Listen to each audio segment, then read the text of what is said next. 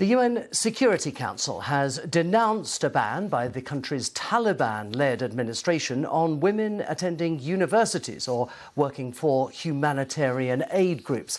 In a statement, the council members call for the full, equal and meaningful participation of women and girls. The statement says the restrictions imposed on female aid workers contradict commitments made by the Taliban to the Afghan people, as well as the expectations of the international community.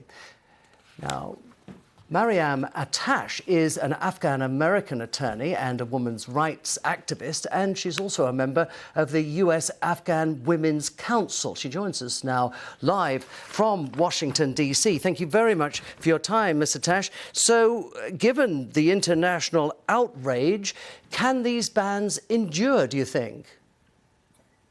It's very sad for me to be on this program, again, speaking about this issue. It has only gotten worse since the Taliban takeover last August. It started with some policies, and there's been an encroachment, slow taking away of Afghan women's rights, first from segregating universities when they were co-ed, to preventing girls after grade 6 from attending school under the guise that these are suspensions, not bans, that they would do something different and we're supposed to wait for improvements. But it has only gotten worse. There's been decree after decree limiting women's access to public places, to employment, and now banning them from university access, as well as working for international or local NGOs. This policy is totally wrong. It goes against Islamic law, long-standing Afghan law that was just changed by the Taliban in a very short time, and international law. I've heard it said that the international community could do more to protest these measures, but what more could it do?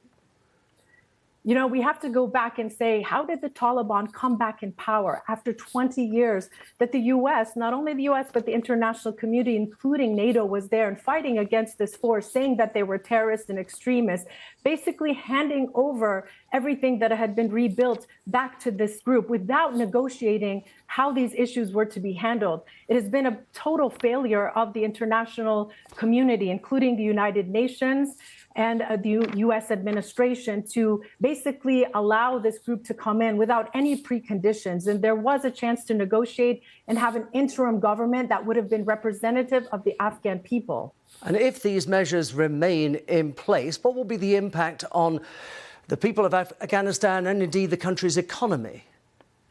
Right now, the Afghan economy is already suffering. So much brain drain has happened of people fleeing the country because of not only the Taliban, but the lack of opportunity. And this will only cripple the economy further. Having 50% of your population not being able to work. Women are heads of household, they're widows. It is their Islamic right. It is their right under international law that Afghanistan has signed conventions and treaties to be able to work. But I also want to add that the Afghan men are not supporting this policy. The Taliban are not representing the will of the Afghan people with these policies. Just this past weekend, about 60 university professors resigned from their positions, stating that they will not agree to teach classes if they can't teach women. This is just going to further not only destabilize the economy, but destabilize Afghan society. Ms. Atash, we'll leave it there. Thank you very much indeed for your time here on BBC News. Thank you.